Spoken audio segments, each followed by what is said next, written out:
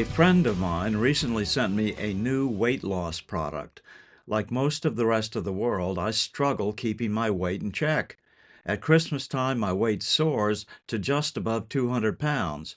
After Christmas, I start trying to suppress my cravings for eating a bag of chips a day to bring the weight back down. I was skeptical at first when my friend gave me 2 boxes of a product called Unicity, but I decided to give it a try, and boy, am I glad I did. In 1 month, I've lost 28 pounds. That's a lot for me, and I've hit my target of 175 now, which is really amazing. The way it works is you take the first product called Balance, which is labeled as a glucose and cholesterol support drink mix. About an hour later, I mix up the second in the Unicity series called Unimate. Beth urged me to say that neither of these products have any synthetic sugar. The important ingredient in Unimate is a South American herb known for its weight loss properties, green mate leaf extract. This combination is the only thing that has ever curbed my urge to snack, and the result has been a steady weight loss. So if you struggle to lose weight, give Unicity a try. Go to youfeelgreat.com and use code BILLSTILL or call 1-800-864-2489 and tell them Bill Still sent you. Good Tuesday evening. I'm still reporting on the growing communist influence in California. Los Angeles Mayor Karen Bass has a long record as aligning her political philosophy with that of Fidel Castro's communist government in Cuba. Bass was one of some 10,000 Americans sent to Cuba by various communist front groups in the 1970s to challenge U.S. policies like the Cuban embargo and travel bans. Bash made between 8 and 15 trips to Cuba in support of the communist government there as a member of the Venceremos Brigade, a U.S.-based organization that paid young American activists to visit to work on construction projects and attend cultural events, including speeches by Fidel Castro, whom Bash later called charismatic. The brigade attracted leftist radicals, some of whom went on to join other groups such as the Weather Underground, linked to bombings in the U.S. Although Bash now downplays her earlier involvement in 1975, a communist newspaper called The Daily World described Bass as a leader of the brigade's Southern California operations. Flash forward 45 years. In 2020, when Bass's name was mentioned as a potential running mate for Joe Biden, the Cuban exile community in Miami exploded in anger, labeling her a neo-Marxist and suggesting that Bass should spend some time in Miami to understand what it means to live under a dictatorship. Bass responded that her aim was to follow the advice of Barack Obama to help thaw U.S.-Cuban relations by traveling to Cuba again in 2015 and 2016. She was elected mayor of L.A. in 2022. So how has that gone? Australia's Sky News reported on her tenure as mayor of the nation's second-largest city. LA Mayor Karen Bass is proving to be one of the worst leaders that America has.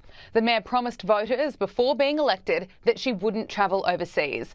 She told the New York Times, "Not only would I, of course, live here, but I also would not travel internationally. The only places I would go would be DC, San Francisco and New York in relation to LA." But where was she when the most devastating fires in LA's history broke out? In Ghana. And what was she doing there? She was on a taxpayer-funded trip to attend the inauguration of Ghana's incoming president. Because that's really important, and that's what serving the people of LA really looks like. But this isn't the only occasion that Karen Bass broke her promise. While mayor, she took an overseas trip to Mexico for another inauguration. She flew to Paris for the Olympics. And does Karen Bass regret being in Ghana while LA was on fire, while residents were forced to flee their homes while they burnt to the ground? Looking back, would you have taken that trip overseas? You know, I am going to focus today but please, on what we know. But at least she figured out how to answer questions from journalists, because when she was first asked about all this, she just ignored reporters, hoping the questions would stop. Do you owe citizens an apology for being absent while their homes were burning?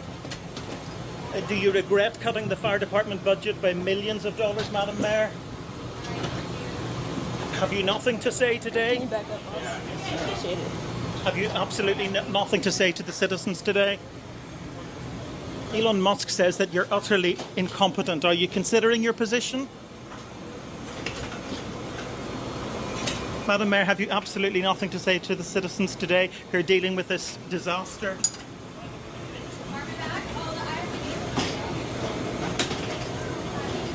Many believe that today Mayor Bass and Governor Newsom's anti-ICE immigration policy is being supported by Chinese communist money.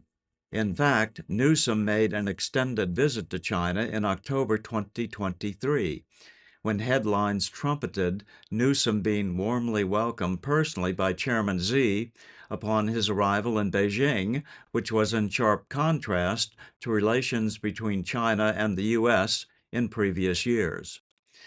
Amazingly, the state of California is the largest financier of the anti-ICE protests.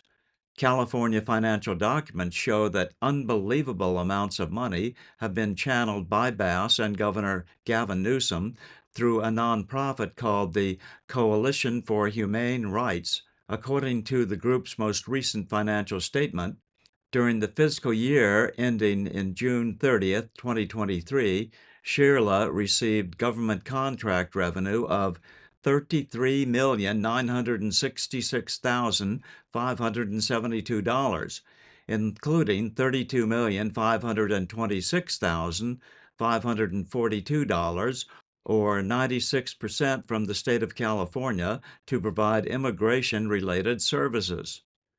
A similar amount from California was recorded in the prior year's statements.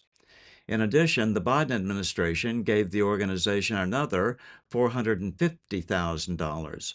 These federal grants were ongoing until earlier this year, when the Trump administration terminated them. Remember, please like, share, and subscribe. I'm still reporting from just outside the citadel of world freedom, where President Trump is today. Good day.